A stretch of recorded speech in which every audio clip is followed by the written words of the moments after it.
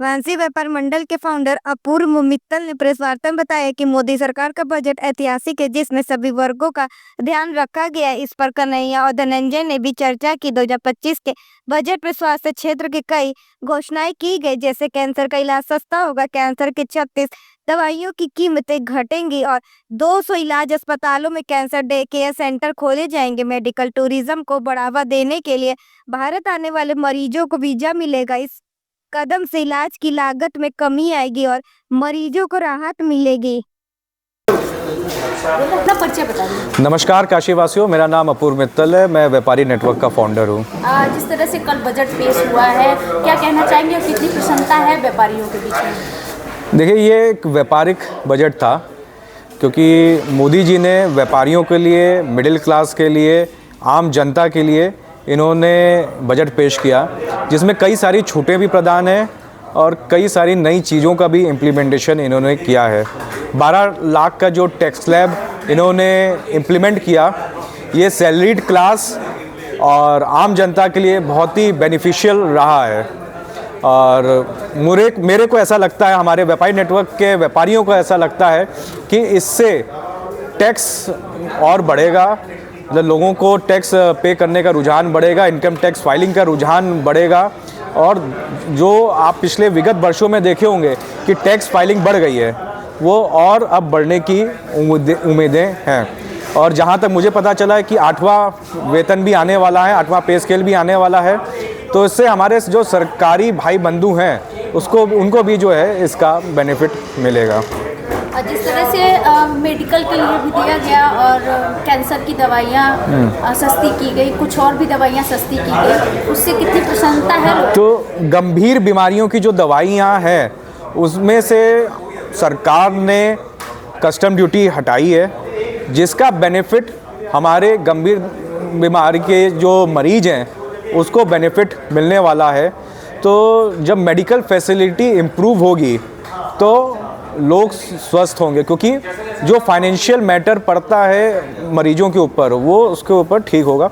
साथ ही साथ मोदी सरकार जो है अब मेडिकल टूरिज़्म भी ला रही है कि जो बाहर हमारे देश के लोग बाहर जा रहे थे इलाज करवाने, वो चाह रहे हैं कि अब बाहर के जो टूरिस्ट हैं वो हम इंडिया में आए और इलाज करवाएं। साथ ही साथ मेडिकल कॉलेज में जो है सीट का जो है इंक्रीमेंट हुआ है, जिससे कि बच्चे और पढ़ के निकलेंगे तो डॉक्टर्स और निकलेंगे, उसका बेनिफिट और होगा। साथ ही साथ आईआईटी की भी सीटें बढ़ी हुई हैं, तो बेनिफिट तो देखिए एजुकेशन के ऊपर हमारी मोदी सरकार ने किया है।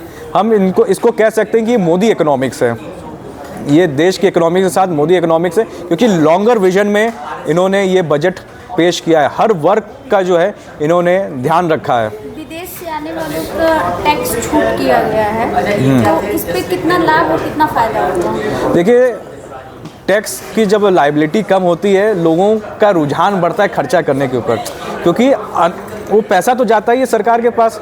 और जब खरीदारी करेंगे हमारे देश में, तो हमारे देश के जो छोटे छोटे व्यापारी हैं उनको भी तो बेनिफिट मिलेगा। साथ ही साथ जो स्टार्टअप फंड है, स्टार्टअप फंड में भी इन्होंने इंक्रीमेंट किया है। 5,000 करोड़ था, अब 10,000 करोड़ कर दिया है। साथ ही साथ 10 क्रेडिट लिमिट भी इन्होंने स्टार्टअप के लिए बढ़ा दिया है। पहले 10 करोड़ था, अब 20 करोड़ जो है क्रेडिट लिमिट बढ़ा दिया। आम पब्लिक, आम जनता जिनकी इनकम 12 लाख है भी नहीं सालाना, उनके लिए क्या विशेष है? उनके लिए यही विशेष है कि उनको टैक्स नहीं बनना है। जो अभी अगर इसके पहले जो 2 टैक्स रिजीम चल रहे थे, न्यू टैक्स रिजीम और ओल्ड टैक्स रिजीम, तो ओल्ड टैक्स रिजीम में उनको जो है 5 लाख तक की छूट मिलती थी, न्यू टैक्स रिजीम में 7 लाख की छूट मिलती थी, और उनको वो कंपल्शन नहीं था कि उनको इन्वेस्टमेंट करना ही पड़ेगा तभी जो इनको छूट मिलेगी। तो ये न्यू टैक्स रिजीम में बेनिफिट हुआ। अब जो एक और नई टैक्स रिजीम आ रही है, इसका बेनिफिट पूरी जनता को मिलेगा, क्योंकि अब रुझान जो है टैक्स फाइलिंग में बढ़ेगा। आप व्यापारी हैं, तो व्यापारी के नज़रिए से बता रहे हैं, अगर एक गृहिणी के नज़रिए से देखा जाए तो बहुत सी चीज़ें हैं जो अभी सस्ती नहीं हुई हैं, जैसे घर का गैस सिलेंडर हो गया और किराने स्टोर के सामान हो गए, तो उस पर भी सरकार को कुछ सोचना चाहिए था। तो देखिए, सरकार ने एक स्टेप आज उठाया है, कल हो सकता है एक ऐसा स्टेप उठाएं कि वो आपकी मदद करे। अगर आपके घर का जो अर्निंग मेंबर है वो अगर पैसा बचा रहा है, 12 लाख की जो टैक्स छूट मिल रही है, तो इनडायरेक्टली वो गृहिणी को ही तो मदद मिल रही है ना। और हो सकता है कि आगे चल के हमारी मोदी सरकार 1 नेशन 1 टैक्स कर दे, तो उससे गृहिणी को भी मदद मिलेगी, जिससे कि उनको बेनिफिट मिल सके। क्योंकि आज के डेट में महंगाई जो बढ़ती जा रही है, ये टैक्स फाइलिंग है।